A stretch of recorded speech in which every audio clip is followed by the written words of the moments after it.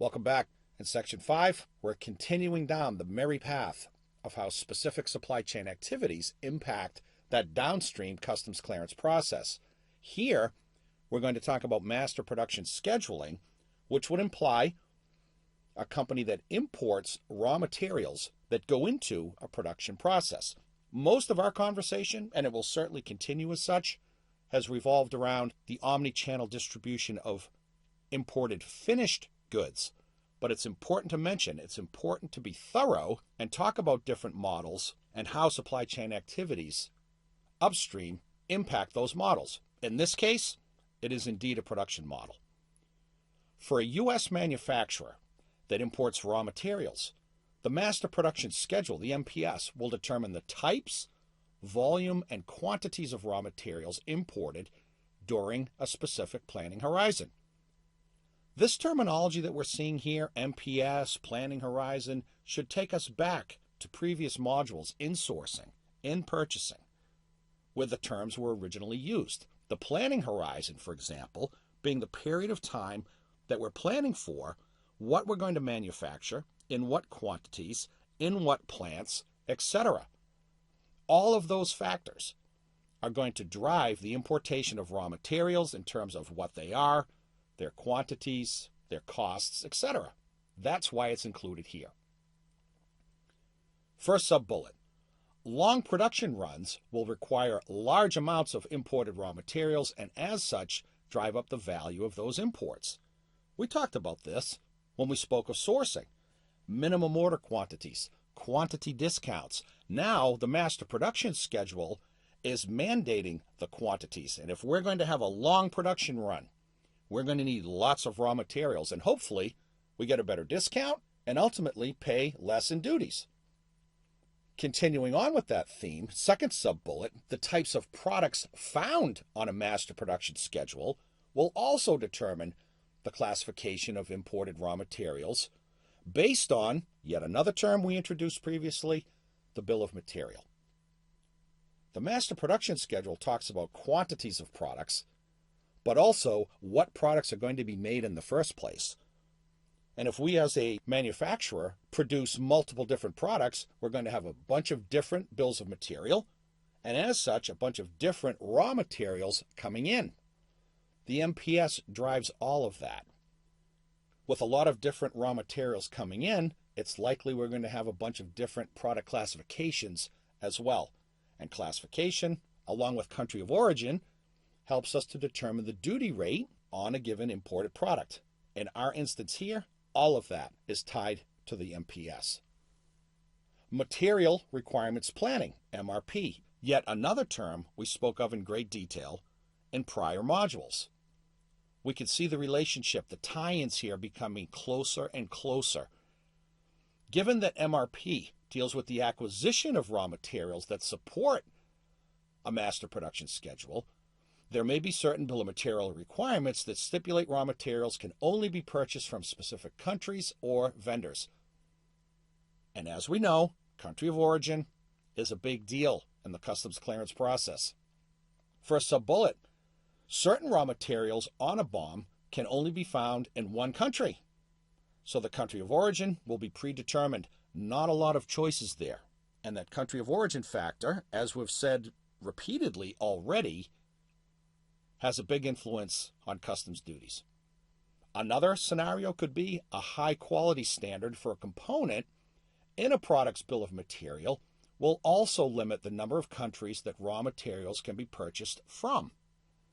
That's just a fact of sourcing. Lots of companies, for example, that are trying to move out of China because of increased costs, etc., and go to countries in Southeast Asia, find it a little difficult because they can't find the same level of quality there, the same production capacity there. It's just not so simple to move production or sourcing around. These are realities that importers have to deal with, in this case related to MRP. Purchasing. Now we're getting really close to the customs clearance process in terms of functional areas that influence customs clearance. And arguably, all of the other functional disciplines that were spoken of surely have an impact. But when we start talking about purchasing, inbound logistics, and tying into customs brokerage, these are kind of the big three for sure. Here's why. Because purchasing determines what items will be purchased, along with corresponding quantities, its activities are directly related to the valuation of imported goods. And if we want to take that statement a step further and really tie back to the earliest origins of supply chain and how those activities impact customs clearance, purchasing activities are based on what? A sales forecast, as we spoke of a bunch of times in previous modules. We can see all of these tie-ins coming together. Let's stick to purchasing for now. First example. If purchasing places a larger than necessary order on a vendor to benefit from a quantity discount, the value of the imported merchandise will be higher. Of course, we're buying more. We have a quantity discount, but the overall dollar value of the purchase is going to be driven up by the quantity that we're buying. That's going to influence the duty rate, but also could influence, tying in accounting and finance, a company's ability to not only pay for the goods, but also the customs duties owed. A cash flow issue could arise as well. Just another example of purchasing and customs for sure, but purchasing and accounting and finance and customs as well. Second sub-bullet, when purchasing can acquire the same product from more than one vendor in different countries, the country of origin will change, thus potentially impacting any assessed duties. We talked about this in sourcing. The same applies in purchasing. The difference might be that the people in sourcing know that the customs duties could be different. A purchasing agent might not. That is another reality that can be found out in the real world. And another example of why everybody needs to understand the upstream and downstream ramifications of their individual activities and how those activities impact, in this case, the customs clearance process. Some more on purchasing. As the pivot document, yet another term that we introduced previously, the details found in a purchase order cascade into a vendor's commercial invoice and packing list, which represent 2 of the 3 required entry documents from U.S. Customs and Border Protection. Let's stop here for a second before we go on. The purchase order, we portrayed it as the pivot document. You will recall that it's the pivot document because downstream activities depend upon or pivot off of what is found in a purchase order. We're an importer. We place a PO on a vendor. Product description, quantity, unit cost, etc., etc. The vendor goes into production. What are they going to produce?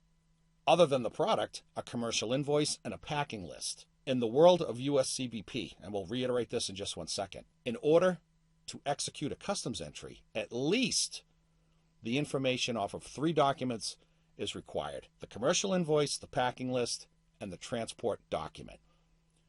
Purchasing needs to have their story straight in terms of product description, quantities, on and on, when they place a PO, so that the vendor in turn can prepare their documentation, which will drive the quality of our customs entry. Let's reiterate that point in our sub-bullet. The accuracy of the vendor's commercial invoice and packing list is what drives the accuracy of a customs entry in terms of classification and valuation. Clearly, the responsibility for a good invoice and packing list is on the vendor. The point is, as the pivot document, our purchase order can have an influence on the quality of that invoice and packing list. Trade tip, we already said it, kind of a spoiler alert there, but the 3 documents required by CBP to complete an electronic customs entry are the transport doc, the commercial invoice, and the packing list. Purchasing, and sourcing too for that matter, has a lot to do with the instructions given to vendors on how to prepare commercial invoices and packing lists. Once again, those invoices and packing lists start with the purchase order that we as the importer place on the vendor. Let's wrap up this section with a supply chain perspective entitled Purchasing's Links to Customs Activities. Amidst the array of supply chain functions that can impact customs-related activities, Purchasing arguably has the most direct ties, whereas areas like R&D, finance, and sourcing represent functions that have a degree of separation from customs clearance. Purchasing is much more front and center. We made this same statement, albeit using different words, a few moments ago, meaning that upstream activities like R&D, product development, design, etc., definitely influence customs activities. They're a little further away, a degree of separation from customs clearance. Purchasing, because it is so closely tied in both time and space to the customs entry process, that's why we say it's more front and center. Essentially, out in the physical world, as it gets closer and closer to an entry, you have purchasing, inbound logistics, and customs clearance. That's front and center stuff. Second paragraph. For example, if purchasing can acquire an item from 2 approved vendors that are in different countries, this should sound pretty familiar by now, the duties assessed on the same item could be different depending on that item's country of origin. Consequently, the landed cost could be entirely different too. We've said that a couple of times now. We want to drive the point home here. Third paragraph, and this is where we can tie in not only purchasing, but finance and accounting actually in the customs entry process. Another example is a scenario where purchasing wants to take advantage of large quantity discounts that were negotiated by sourcing with a given vendor. Of course, while the quantity discount represents a savings to an importer, the value of specific import shipments will be high, thus increasing the dutiable value of the merchandise. We're getting a discount, but we're bringing in a bunch of it, so it's a high-value import. Last sentence. Depending on the duties owed, these types of purchases may actually put a strain on an importer's cash flow and do more harm than good. Interesting statement to make. Purchasing wants to save money. That's their job at the end of the day. They buy in large quantities. Maybe they don't even need that amount, but it's just too tempting a buy to make. There's a discount there, but there's a lot of dollars that have to be paid to the vendor. Not only does the vendor have to be paid, but depending on where the goods came from, there could be high duties on the items as well, which puts an additional strain on the finances of an organization. Yet another example of the integration and clear links that exist between upstream activities and the customs clearance process. Okay, we're done talking about links to supply chain activities. We will get even more granular when we return and talk about customs clearance and the integration of logistics activities. See you then.